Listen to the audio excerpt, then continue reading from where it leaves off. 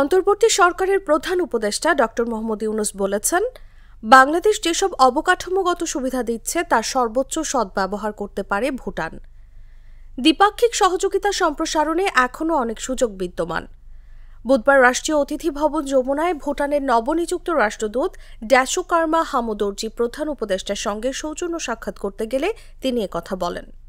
রাষ্ট্রদূত দর্জি ভুটানের প্রধানমন্ত্রীর শুভেচ্ছা বার্তা প্রধান উপদেষ্টার কাছে পৌঁছে দেন।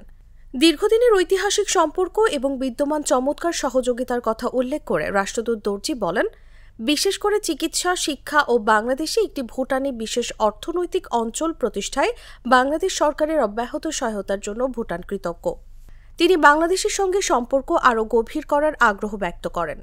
এ সময় প্রধান উপদেষ্টা দুদেশের জনগণের বন্ধন জোরদারের গুরুত্ব তুলে ধরে বলেন, দুদেশের তরুণদের মধ্যে সাংস্কৃতিক বিনিময় হওয়া উচিত, যেন পারস্পরিক বোঝাপড়া ও সম্পর্ক আরও দৃঢ় হয়। তিনি বলেন, বাংলাদেশ সার্কের চেতনাকে বজায় রাখতে ও এগিয়ে নিতে চায়।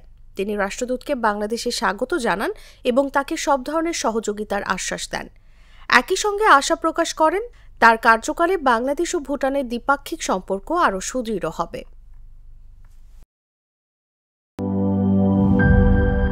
সানবিট সব দিবে সামাল।